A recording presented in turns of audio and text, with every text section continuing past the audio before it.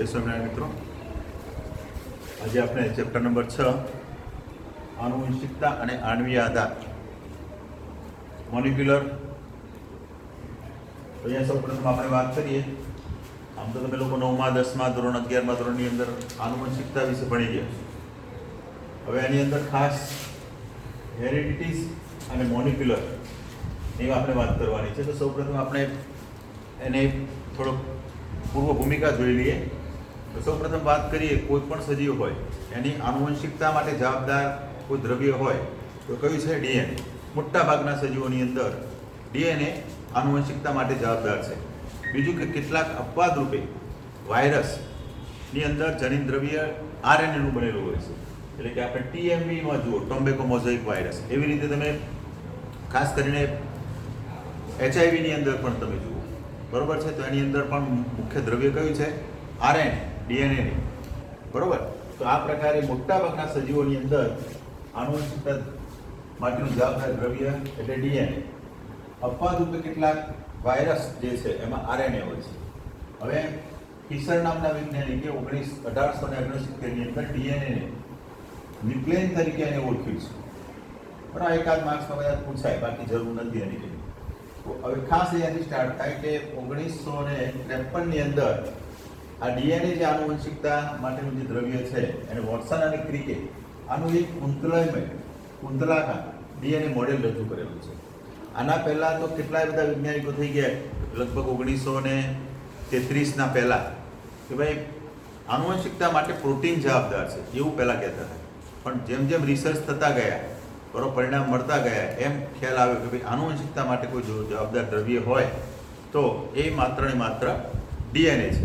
અને એક પ્રત્યેક કોષની અંદર આ ડીએનએ આવેલું હોય, અને જે આનુવંશિકતા એટલે કોઈ પણ માતા પિતા હોય એની સંતતિ જે આવે એના લક્ષણો, એ માતા પિતાના લક્ષણો સંતતિમાં ઉતરી આવવાની ઘટનાને આનુવંશિકતા તરીકે એને ઓળખવામાં આવે છે. ઓકે. હવે નેક્સ્ટ અહીંયા જોઈએ ફરીથી તો આ ઇર્વિન ચારગ્રા, એને ડીએનએ જે છે એને નાઇટ્રોજન બેઝ અને પેન્ટોઝ શર્કરા બીપી લખ્યું છે. બેઝ પેર અથવા બેઝ જોડ પણ આને કહેવામાં આવે. ડીએનએ જે છે એમાં નાઇટ્રોજન બેઝ અને આ એની પીપી મતલબ કે બેઝ પેર અને પેન્ટોઝ શર્કરા એ ધરાવે છે. બીજું કે હવે આપણે ખાસ જોવાનું છે, માર્ક્સમાં પરીક્ષામાં પૂછાય કે ભાઈ અલગ અલગ સજીવોની અંદર ડીએનએની લંબાઈ અને નાઇટ્રોજન બેઝ અલગ અલગ હોય. તો અહીંયા સૌપ્રથમ આપણે જોઈએ, એક માર્ક્સમાં પૂછાય, બેક્ટેરિયોફેજ જે છે એની અંદર 5 × 174 બરાબર 5386 ન્યુક્લિયોઇડ આવેલા છે. એવી રીતે બેક્ટેરિયોફેજ જે છે એમાં લેમ્બડા 48502 આ એની બેઝ પેર છે. બેઝ જોડ અથવા પેર પણ કહેવાય, બેઝ જોડ પણ કહેવાય અથવા તો પેર પણ કહેવાય. ઈ કોલાઈ, ઇશેરિયા કોલાઈ 4.6 × 10⁶ બેઝ પેર. અને ખાસ માનવની અંદર તમે જુઓ તો 3.3 × 10⁹ આ બેઝ પેર છે. તો આ પ્રકારે આ ખાલી આપણે વાત કરી એની પૂર્વ ભૂમિકાની. હવે મુખ્ય વસ્તુ એ છે કે ભાઈ ડીએનએ જે છે એ ડીએનએ 11મા ધોરણમાં તમે લોકો ભણી ગયા છો. તો ખાસ તમે ધ્યાન આપો અહીંયા કે ડીએનએ જે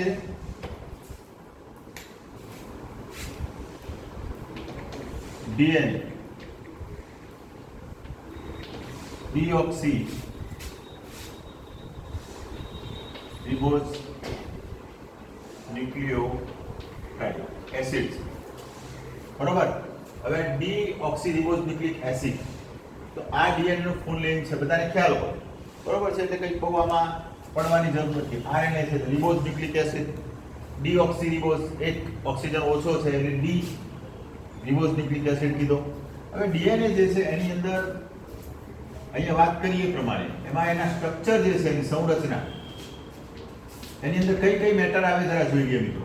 તો એની અંદર પહેલા nitrogen base, adenine, guanine, cytosine, thiamine અને યુરેસિલ, આટલી હોય નાઇટ્રોજન બેઝ.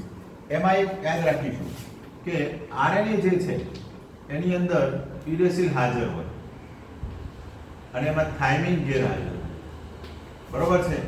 તો અને આ ડીએનએ હોય તો ડીએનએ ની અંદર યુરેસિલ ગેરહાજર હોય એટલે ડીએનએ હંમેશા બેવડી કુંતલ ધરાવે, જ્યારે આરએનએ છે એ એકવડી એક શૃંખલા ધરાવે છે. એમાં એક જ શૃંખલા હોય, આમાં બે શૃંખલા હોય. બરોબર. તો હવે અહીંયા જોઈએ adenine, guanine, cytosine, thiamine, uracil. હવે એની અંદર પાછા એક વૈજ્ઞાનિકે પ્યુરિન અને પિરિમિડિન, તો આ પ્રકારની સિમ્બોલ જે છે, અને બીજો છે આવી રીતે સામેનો સિમ્બોલ. બરોબર. આ એટલા માટે છે કે આ છેડા અંદર બરોબર બંધ બેસે, એટલા માટે એને છેડો બહાર આવ્યો છે, છેડો અંદર આપેલો છે. તો આ જે છે પ્યુરિન અને આ પિરિમિડિન. આ પ્યુરિન અને પિરિમિડિન. હવે અહીંયા ધ્યાન આપીશું કે ડીએનએ જે છે, તો ડીએનએ ની અંદર ડીઓક્સીરિબોઝ ન્યુક્લિક એસિડ, ઓકે. હવે આના સ્ટ્રક્ચર ની અંદર આપણે જોઈએ તો એમાં એક આ પ્રકારે છે. પહેલા આપણે એનું સ્ટ્રક્ચર જોઈએ. એટલે આ એની પેન્ટોઝ શર્કરા થઈ, બરોબર. પછી એમાં ફોસ્ફેટ આવે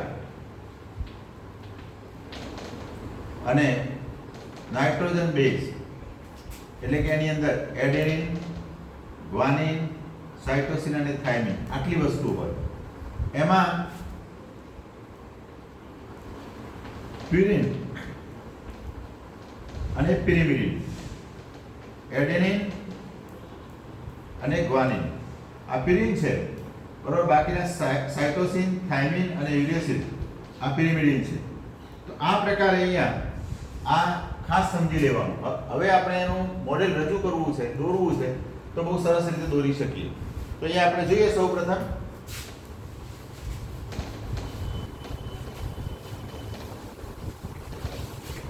આ લેસનની અંદરથી એક લોંગ ક્વેશ્ચન 101% પૂછાશે, એટલે મોટા ભાગે આપણે પ્રશ્નો પ્રમાણે જ તૈયારી કરાવીશું અહીંયા. બરોબર છે. આપીએ એટલા પ્રશ્નો અચૂક કરવાના જ તૈયાર, બરોબર. એટલે કોઈ પ્રશ્ન ઊભો ના થાય એક્ઝામમાં. હવે અહીંયા આપણે પહેલી જ વાત કરીએ તો ડીએનએ જે છે એ અહીંયા તમારી ચોપડીમાં આવી સીડી જેવી દિશરની આકાર એક રચના આપેલી છે આવી, બરોબર છે. તો બે પેર છે એટલે એના છેડા આપેલા છે 5 પ્રાઇમ, બરોબર, 3 પ્રાઇમ, 5 પ્રાઇમ, 3 પ્રાઇમ. આમ જાય અને આમ આવે, એટલે એક શૃંખલા આમ જશે અને એની બીજી શૃંખલા એની સામે વિરુદ્ધ દિશામાં આવે. તો આ પ્રાઇમ છે, છેડાઓ 5 પ્રાઇમ કહેવાય એને, ડેશ નહીં. 5 prime two 3 prime, 5 prime two 3, આ પ્રકારે હોય. તો અહીંયા આપણે મિત્રો હવે જોઈએ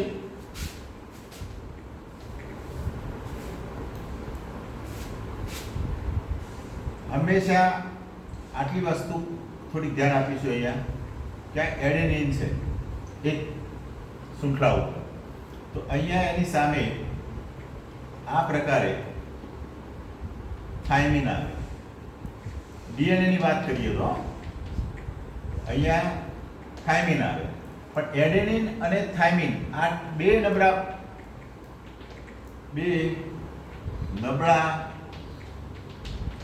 હાઇડ્રોજન બંધ વડે જોડાયેલો. આ બે નબળા હાઇડ્રોજન બંધ છે. કોઈ પૂછે કે ભાઈ નબળા બંધ, મોટાભાગે ડીએનએ ની અંદર 100% નબળા હાઇડ્રોજન બંધથી જોડાયેલા હોય, પ્યુરિન પિરિમિડિન. એના પાછળનું રીઝન એક જ છે કે ડીએનએ સ્વયંજનનની ક્રિયા કરે છે. એક ડીએનએ માંથી નવા બીજા 12 ડીએનએ બનવાની ક્રિયા થાય એટલે જન્મ તરીકે અથવા તો ડીએનએ રેપ્લિકેશન તરીકે પણ એને ઓળખવામાં આવે છે. એટલા માટે આ બંધ છે નબળા હોવા જોઈએ. આ નબળા ના હોય, સોલિડ હોય તો તૂટે નહીં, માટે એમાંથી નવો 12 ડીએનએ બને નહીં. માટે આ બંધ જે છે નબળા એટલા માટે હોય. હવે એડેનિન, થાઇમિન. હવે અહીંયા ગ્વાનિન છે તો સામે આ રીતે સાયટોસિન હોય તો એ આ 3 નબળા હાઇડ્રોજન બંધથી જોડાય.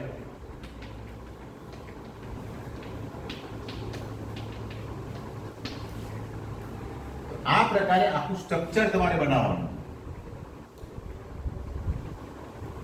સી અહીંયા પણ આવે, બરોબર.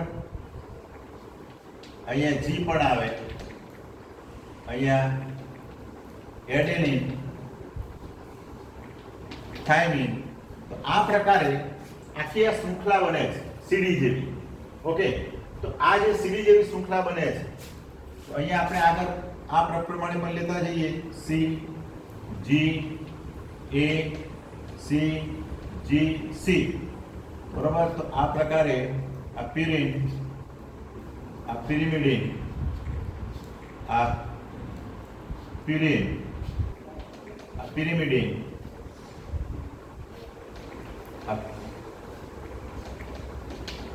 આ રીતે. હવે સી, તો અહીંયા ગ્વાનિન 3 બંધથી જોડાય. સી છે 3 બંધથી જોડાય. થાઇમિન છે 2 નમ્ર બંધથી જોડાય. ગ્વાનિન છે 3 બંધથી જોડાય. આ પણ 3 બંધથી જોડાય. સી છે સાઇટોસિન અને અહીંયા ગ્વાનિન.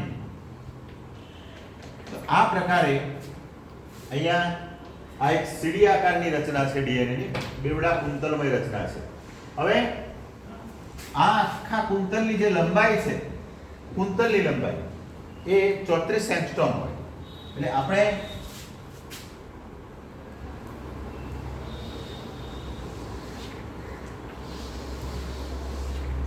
આ રીતે ડીએનએ કુંતલ હોય અને આ ડીએનએ જે છે એમાં આ પેર જે ચાલુ થાય તો છેડા હોય એના 5 થી ચાલુ થાય. બરોબર. તો આ 3 પ્રાઇમ 5 2 અને આ પાછો સામે હોય તો 5 2 આ 3 પ્રાઇમ. આ રીતે બે શૃંખલાઓ આવેલી હોય મિત્રો. હવે આ એની આખી એક કુંતલ કહેવાય. આ કુંતલની લંબાઈ છે 34 એંગસ્ટ્રોમ. ઓકે. અને પ્રત્યેક કુંતલની અંદર આમાં 5 ને આમાં 5, એક કુંતલની અંદર આ પ્રકારે આ 3 4 ને 5, 1 2 3 4 અને 5 એમ કુલ 10 જોડ નાઇટ્રોજન બેઝ હોય. બેઝ પેર જેને કહેવામાં આવે. ઓકે. આ બંને અહીંયા જે છે આ એડેનિન થાઇમિન ગ્વાનિન સાઇટોસિન, આ બંને વચ્ચેનું અંતર જે છે, બરોબર, આ પેર વચ્ચેનું એ 3.4 એંગસ્ટ્રોમ. એટલું 3.4 એંગસ્ટ્રોમ. અને આ કુંતલ જે છે એની લંબાઈ અને એની પહોળાઈ તો એ 20 એંગસ્ટ્રોમ. કેટલી? 20 એંગસ્ટ્રોમ હોય. આ પ્રકારે ડીએનએ જે છે બેવડા કુંતલમય ગૂંચળું છે. પ્રત્યેક રંગસૂત્રની અંદર આવી રીતે આવી ગોઠવણી થયેલી હોય પ્રત્યેક કોષ કેન્દ્રમાં. ઓકે. તો આ પ્રકારની લંબાઈ, 2 નાઇટ્રોજન બેઝ વચ્ચેનું અંતર અને બે જે છેડા છે કુંતલ એ બંને વચ્ચેનું અંતર 20 એંગસ્ટ્રોમ છે. તો આ પ્રકારે અહીંયા વાત કરીએ. એટલે અહીંયા તમે જુઓ adenine thiamine guanine cytosine, cytosine guanine, adenine thiamine, adenine thiamine, આ પ્રકારે અહીંયા હોય. એવી રીતે બીજા અહીંયા હોય. તો આ પ્રકારે આખું આ સ્ટ્રક્ચર ડીએનએ નું બનતું હોય છે મિત્રો. હવે ડીએનએ જે છે એની મૂળભૂત લાક્ષણિકતાઓ, આનુવંશિકતા દ્રવ્ય માટે જવાબદાર એક જ દ્રવ્ય છે. આનુવંશિકતા માટે જવાબદાર ડીએનએ છે. એક માતા પિતા જે છે એનું કેરેક્ટર જે હોય, લક્ષણો, પ્રભાવી પ્રચ્છન્ન, આગળ ભણી ગયા તમે મેન્ડેલના પ્રયોગો, તો એની અંદર જે વાત કરી એ જ પ્રમાણે પણ મેન્ડેલે અને બીજા વૈજ્ઞાનિકોએ આ જે વસ્તુ જે છે કે ભાઈ સંતતિમાં લક્ષણો ઉતરી આવે છે એને જનિત તરીકે લોકોને ઓળખાવી શક્યા નહોતા. ઓકે. એટલે એ વર્ષો સુધી સુષુપ્ત રહ્યું. પછી ખબર પડી કે ના ભાઈ, જે સંતતિમાં લક્ષણો ઉતરી આવે છે, બરોબર, એના માટે કોઈ જો જવાબદાર હોય તો એ જનીન છે, જીન છે. ઓકે. તો એના વિશે આપણે આગળ પણ આપણે વાત કરીશું. અને આગળના ચેપ્ટર જે ચાલી ગયું એની અંદરથી પણ આ વખતે પૂરક પરીક્ષાની અંદર દ્વિસંકરણનો પ્રયોગ મિત્રો પૂછાયો છે. એમાં થોડાક એને કેરેક્ટર ચેન્જ કરીને પૂછ્યા. ઓકે. અને આ ચેપ્ટરની અંદર પણ એક સારો લોંગ ક્વેશ્ચન પૂછાયેલો છે. બરોબર. તો એ આપણે જોઈશું. ઓકે. એટલે આ પ્રશ્ન પણ બહુ જ ઇમ્પોર્ટન્ટ છે. તો આ પ્રકારે આવી રચના આવી જોઈએ. હજુ પણ આ સ્ટ્રક્ચર જોવું હોય તો આપણે થોડુંક ડીપમાં આપણે જોઈ શકીએ. આ કુંતલની વાત કરી. હવે કેવી રીતે પેર જોડાય છે એની આપણે વાત કરીએ. તો જો મિત્રો, અહીંયા આ પેન્ટોસ શર્કરા, આ એનું જીવ 1 2 3 4 અને 5 આ કાર્બન છે, બરોબર. એના પહેલા કાર્બન ઉપર અહીંયા આ પ્રકારે એડેનિન જોડાયેલો એ એટલે એડેનિન. એવી રીતે ડીએનએ છે મિત્રો, એટલે આપણે બહુ ધ્યાન આપવાનું કે ડીએનએ ની અંદર યુરેસિલ ભૂલથી ના આવી જાય. એડેનિન લીધો તમે, બરાબર છે, તો અહીંયા ગ્વાનિન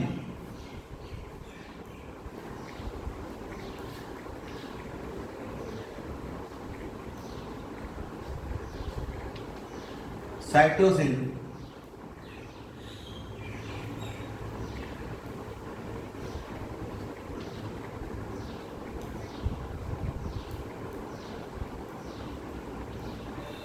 થાઇમિન. આ ચાર nitrogen base adenine, guanine, cytosine, thiamine આ પિરિન છે અને પિરિમિડિન. એડેનિન ગ્વાનિન જે છે એ પિરિન છે, બાકીના સાઇટોસિન થાઇમિન એ પિરિમિડિન છે. ડીએનએ છે એટલે એમાં યુરેસિલ નહીં આવે. ઓકે, હવે આ શૃંખલા છે એના 5મા કાર્બન ઉપર અહીંયા ફોસ્ફેટ જોડાય.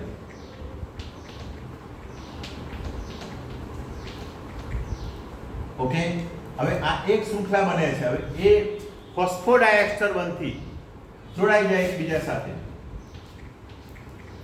આ રીતે. તો આખી એક આ શૃંખલા બની. એ શૃંખલા લાંબી થતી જાય એટલે પોલીપેપ્ટાઇડ, પોલીન્યુક્લિયોટાઇડ તરીકે એને ઓળખવામાં આવે. હવે આ શૃંખલા છે એની વિરુદ્ધ દિશામાં, એટલે આ આપણે કહીએ આ શૃંખલા આમ જતી હોય તો બીજી શૃંખલા એની વિરુદ્ધ આવશે. એટલે એ આ પ્રકારે આવશે અહીંયાથી, અને અહીંયા આ પ્રકારે અહીંયા આ થાઇમિન આવે, પછી અહીંયા સાઇટોસિન આવે, અહીંયા ગ્વાનિન આવે અને અહીંયા એડેનિન આવે. તો આ પ્રકારે એની રિવર્સ શૃંખલા આવી રીતે આપણે જોવા મળે છે. આની અંદર પણ પેન્ટોઝ શર્કરા આ પ્રકારે આ જોડાણ થતું હોય. આ 2 બંધથી જોડાય, આ 3 બંધથી જોડાય, આ 3 બંધથી જોડાય, આ 2 બંધથી જોડાય. તો આવી રીતે ડીએનએ જે છે એની અંદર આ પ્રકારેની લંબાઈ આપણે વાત કરી 34 એંગસ્ટ્રોમ. આ પ્રત્યેક 1 2 3 4 5 to 10 એ એક કુંતલની અંદર એટલા નાઇટ્રોજન બેઝ રહેલા હોય. તો આના છેડાની આપણે વાત કરીએ તો એ આ રીતે ચાલે 5 to 3 પ્રાઇમ અને 3 to 5 પ્રાઇમ. આ એક છેડો આમ જતો હોય, બીજો છેડો આ રીતે આવતો હોય. એટલે એ પરસ્પર સમાંતર પણ પરસ્પર વિરુદ્ધ દિશામાં એ મોલેક્યુલરની ગોઠવણી થયેલી હોય છે. તો આ પ્રકારે મિત્રો અહીંયા આપણે ડીએનએ ની વાત કરી છે. હવે થોડી કેલ્ક્યુલેશન જેવી મેટર આવે છે એ નેક્સ્ટ લેક્ચરની અંદર આપણે આનુવંશિકતા જે છે એમાં ડીએનએ ખાસ તો ડીએનએ વિશે આપણે જોઈશું. એના પછી ડીએનએ પેકેજિંગ. તો ડીએનએ પેકેજિંગ એટલે આપણે એક વિચાર કરીએ કે કોષ નરી આંખે નથી દેખાતો. એ કોષની અંદર ડીએનએ કેવી રીતે એ એનું કહેવાય કે પેકિંગ થયેલું છે એ આપણે ઘટના જોવાની છે. ઓકે, એ સારો પ્રશ્ન છે ડીએનએ પેકેજિંગ. એ પણ એક્ઝામમાં પૂછાતો હોય છે. અને ગ્રિફિથે આપેલો જે ઉંદર ઉપરનો પ્રયોગ જે છે બરોબર, એ પણ બહુ જ ઇમ્પોર્ટન્ટ છે અને છે એકદમ સહેલા. 2-3 વખત તમે આકૃતિ ડ્રો કરો અને વાંચી જાઓ, લખી જાઓ એટલે યાદ રહી જ જાય. ઓકે, તો આ પ્રકારે આ નાના નાના પ્રશ્નો આમાંથી પૂછી શકાય અને એક લોંગ ક્વેશ્ચન પણ આમાંથી પૂછાય. ઓકે, તો ડીએનએ જે છે એમાં આ ફોસ્ફેટ એટલે ડીએનએ પોતે ફોસ્ફેટ છે એની ઉપર જોડાયેલો. એટલે ડીએનએ તો પહેલા જ એ ઋણ વીજભાર ધરાવે. કેવો? ઋણ વીજભાર. બરોબર, એટલે એ પણ આગળ કામમાં આવશે. તો આવી રીતે એકબીજાને સમાંતર પરંતુ એકબીજાથી પરસ્પર વિરુદ્ધ આવી 2 શૃંખલાઓ આવેલી હોય છે. બરોબર છે, એટલે આ એનું સ્ટ્રક્ચર બને છે ડીએનએનું. અને આ વિચાર કરો કે એક નરી આંખે ન દેખાતા કોષની અંદર, કોષ કેન્દ્રમાં આવી આખી રચના આવેલી હોય છે અને એમાં ક્રોમોઝોમ જે હોય, રંગસૂત્રો આ રીતે. આ રંગસૂત્રની અંદર પણ આવી બધી રચના ગુંચળાકાર હોય.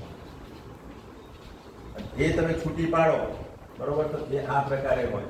એનું સ્ટ્રક્ચર પણ આપણે જોઈશું કેવી રીતે બને છે. ઓકે, તો આપણે આટલે સુધી રાખીએ છીએ. આજે આપણે ચેપ્ટર નંબર 6 સ્ટાર્ટ કર્યું છે મિત્રો, અને આપણું 5મું ચેપ્ટર પૂરું થઈ ગયેલું હતું. થોડાક લક્ષણો હતા બરોબર છે. મેં તમને કીધું કે ભાઈ 21ની જોડી જે આવે એની અંદર 2 રંગસૂત્રો જ હોય બરોબર, એના બદલામાં એક વધી જાય તો એ ટ્રાયસોમી બને. બરોબર છે, એટલે એને કહેવાય કે ભાઈ ડાઉન સિન્ડ્રોમ્સ, ટર્નર સિન્ડ્રોમ્સ, ક્લાઇનફેલ્ટર્સ આ બધા રોગ જે છે એ લિંગ સંબંધિત રોગો છે. ટર્નર સિન્ડ્રોમ્સ એ સ્ત્રીની અંદર જોવા મળે. સ્ત્રીમાં 23મી જોડ XX હોય, એના બદલામાં એક X કોઈ વિકૃતિના કારણે કોઈ પણ કારણે ઘટી જાય એટલે X એક જ થઈ ગયો એટલે મોનો થઈ ગયો. બરોબર છે. આવી સ્થિતિ થાય ત્યારે સ્ત્રી જે છે એ સ્ત્રી હોય ખરી સ્ત્રી હાજર, પણ એના કેરેક્ટર જે છે એ સ્ત્રીના હોય નહીં, વંધ્ય હોય મોટા ભાગે. ક્લાઇનફેલ્ટર્સ એ પણ લિંગ સંબંધિત ખામી છે. એ પુરુષની અંદર જોવા મળે. પુરુષમાં XY હોય એના બદલામાં કહેવાય કે ભાઈ એક X વધી જાય, XXY થાય. બરોબર. અથવા તો XXYY પણ થાય. બરોબર. તો એ ક્લાઇનફેલ્ટર્સ અપરાધી પુરુષો હોય, એના પુરુષના કેરેક્ટર એના લક્ષણો જોવા ના મળે. બરોબર. તો ક્લાઇનફેલ્ટર્સ. બરોબર. ટર્નર સિન્ડ્રોમ અને ડાઉન સિન્ડ્રોમ્સ 21મી જોડની અંદર 2ના બદલામાં 1 એટલે ટ્રાયસોમી થાય. તો આવું દૈહિક રંગસૂત્રોની અંદર થાય તો પણ આવું જોવા મળતું હોય છે. અને છે અહીં અભ્યાસક્રમમાં પણ નીટમાં પૂછાય ક્રાયડુ સેટ એટલે 5મા રંગસૂત્રની જોડીની ટૂંકી પૂજાનો અમુક ભાગ લુપ્ત થાય એટલે એવું બાળક જન્મે તો એ બાળક બિલાડીના રુદનની માફક એ અવાજ કરતું હોય, બિલાડી રડે એવો અવાજ, તો એને ક્રાયડુ સેટ તરીકે એને ઓળખવામાં આવે છે. બરોબર છે. તો આ પ્રકારે એ જે ચેપ્ટર હતું 5મું એના કેરેક્ટરની જ ખાલી બાકી હતી. આપણે એ પાઠ પૂરો કરેલો છે. બરોબર. અને હવે સ્ટાર્ટ કરી દીધો છે આનુવંશિકતા આણ્વિક આધાર ચેપ્ટર નંબર 6. બરોબર. એટલે એક દિવસ એક જ પ્રશ્ન આપણે જોઈશું. ઓકે. અને એક પ્રશ્ન પૂરો થાય એટલે નેક્સ્ટ આપણે તૈયાર કરી દેવાનું. ઓકે. એટલે કોઈ તમને તકલીફ પડે નહીં. હવે પાછળના જે ચેપ્ટરો છે બધા ઇવોલ્યુશન, ઉદ્વિકાસ આવશે. આ બધા થોડાક ટોકેટિવ ચેપ્ટરો છે. એમાં ખાસ કરીને કહેવાય કે ભાઈ વર્ણન વધારે છે. બરોબર. એટલે આપણે આગળના જે ચેપ્ટરો છે 1 થી 5, 7 જેવા એ જ સમજવાથી આવડે. બરોબર છે. એમાં એટલું બધું કહેવાય કે ભાઈ આકૃતિ સાથેનું વર્ણન છે. બાકીના જે ચેપ્ટરો છે એ હું તમને જેટલા પ્રશ્નો કરાવું એટલા ખાસ કરી દેવાના, એટલે આપણે એક્ઝામમાં કોઈ પ્રશ્ન ઊભો થાય નહીં, ફેલ તો આવે જ નહીં. બરોબર. બાયોલોજીનું પેપર ગમે તેવું પૂછાય, આપણે કરાયેલી વસ્તુ તમે કરી હોય 50% કરી હોય તો 33 માર્ક્સ તમારે આવે. ઓકે. તો અહીંયા હવે આટલું કામકાજ અહીંયા પૂરું કરીએ છીએ મિત્રો. તો નેક્સ્ટ સેશનની અંદર આપણે થોડીક આની હજી ચર્ચા બાકી છે એ કરી લઈશું. ઓકે. જય સ્વામિનારાયણ.